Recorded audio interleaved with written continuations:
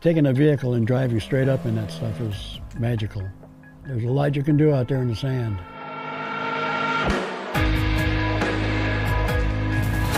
When you're trying to go as fast as you can through that terrain, that's really where you're at war with the desert.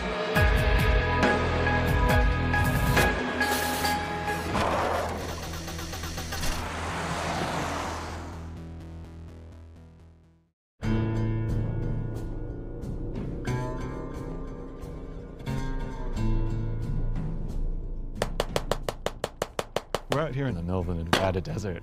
We're about to hang out BJ Baldwin, who's going to take us in his trophy truck through its natural environment, this massive desert right behind me. BJ has won 2 Baja 1000 races, which you can think of as the Olympic marathon of off-road racing. The Mojave is 2,500 square miles of dirt and rock, and it's no place for a human being. And yet there are people like BJ who have dedicated their lives to building machines that can tear through this unforgiving environment. We've come to the home of off-road racing to see how these brutal conditions have spurred the development of some of the toughest vehicles on the planet. And so BJ, where are we right now? Right now we're at one of my test platforms in northern Las Vegas. It's a 5-mile loop. I'm going to let you drive it. It's not hard to drive, just hard to go fast, and they're very, very unstable vehicles, and you'll see it's pretty amazing how fast it'll go in the bumps. Well, there's just a few things that you need to know. The steering is very, very sensitive.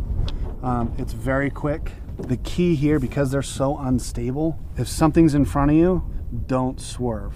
Okay. It's because if you swerve on this, it'll flip over so fast. We'll be upside down and on fire before you know it. With its 850 horsepower engine, this trophy truck is capable of reaching speeds close to 130 miles an hour while bouncing across boulders and ditches. So go ahead and push the button and give it a little bit of gas.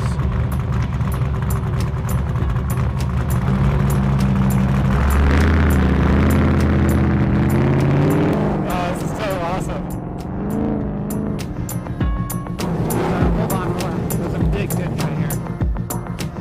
Slow way down.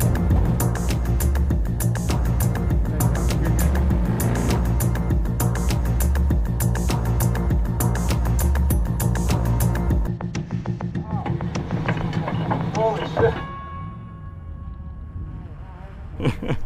My hand is like shaking like crazy right now too. This is like, it's the loudest and just most intense machine I've ever been on. BJ and his trophy truck are the result of a decades-long evolution in off-roading. The beginning of this history can be found across the desert at a weathered dune buggy ranch run by Willie Kalajian. This dusty plot of land is where he calls home. He has spent the majority of his life building and resurrecting dune buggies. To understand the rugged origins of off-roading, we travel to Willie's ranch for lessons in dune buggies and man's relationship with the desert. They took a Volkswagen chassis, took the body off of it, shortened it 14 3/4 inches, and put a fiberglass body on it, and it went from there. When was that? That was back in the 70s. What was it like back then? Chaotic. It's an adrenaline rush. You're out in the middle of the desert, you go from point A to point B, and all the time the clock is running. You're racing the clock more than you're racing anything else. You're going for the checkered flag in that race vehicle. You sacrifice anything you need to finish the race. What is it about the dunes out there that freedom? Freedom. Freedom. As long as you don't go wild, there's a lot you can do out there in the sand. Willie's love of VW bugs ties back to the early days, when off-road racing meant not much more than buying bigger tires. But as dune buggy racing got more popular, the vehicles got beefier and faster. Through the 80s and 90s, Class 8 trucks were largely the top dogs, blasting through the desert with 600 horsepower V8s. But the Class 8s were based on trucks you could buy from a dealership, which drastically limited how radical their suspension could be. Once the trophy truck, with its full tube chassis, was introduced in the mid-90s, engineers suddenly had a free hand to design far tougher and capable suspensions, which in turn meant they could safely use more powerful engines. And that brings us back to BJ and his Las Vegas shop, which focuses entirely on building the fastest trophy trucks on Earth.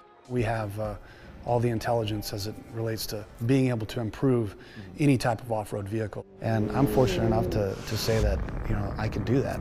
Is there something to do in class of racing? So like you race trophy trucks, what defines that? Various other classes, they have rule books that are 25 pages, 50 pages, 60 pages.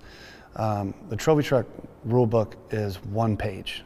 That's what makes it so cool. You can build whatever you want. There's not many restrictions. It's hard to tell on camera, but trophy trucks are big.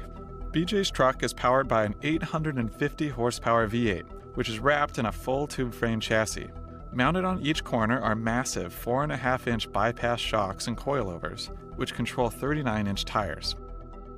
So many variables that can go wrong, and it's got 2 or 3 more dimensions than any other motorsport. We can put the motor in the front, we can put the motor in the back, we can put the fuel cell in the front. Whatever you can possibly imagine that you think is going to go faster than everything else, you can build it and bring it to the party. Every vehicle in here has a support role to the race truck. A pre-runner is used before the race to run around the race course. So all the information and intelligence we learn in this vehicle is downloaded into the race truck. So we have all the information, all the corners, the rocks, the jumps. This one was constructed out of an older 1978 Chevy Blazer.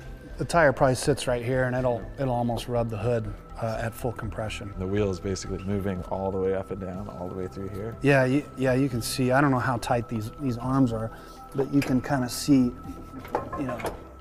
to get the truck to handle good in the desert, it has to have a lot of wheel travel, a lot of big A-arms, suspension components, because of the roughness of the terrain that we have to go over and at the speed that we have to go over it. One thing that's immediately noticeable here is how far the engine's been set back. Yeah, it significantly increases the handling of the vehicle and the nimbleness of the vehicle. The way this vehicle is configured is when it hits something, it flies like this. It's triangulated to accommodate for going over big bumps at 100 miles an hour. Most trucks have a lot of their components in the rear. So when you hit something, it carries that mass over and goes over top. Vegas is kind of like the heart of off-road racing, right? Yeah, I would say Vegas and Southern California, but Vegas has all the best availability. This city turns right in the desert, and I have a 13-mile test platform 20 minutes south of the Las Vegas Strip. So what's this route that we're going on? What's it like? Is it similar to the race courses that you ride on, or? It's an old qualifying loop for a Mint 400 course. So. It's reasonably rough. It's about 5 miles.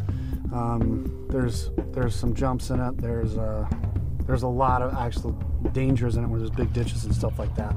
And it's really rough. The chassis are evolving. The trucks are evolving. They're constantly evolving.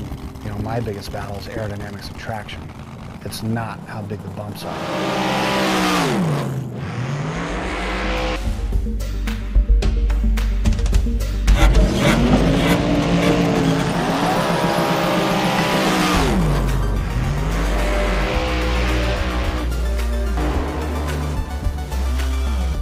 The desert's harsh conditions have kept humans from inhabiting much of its land.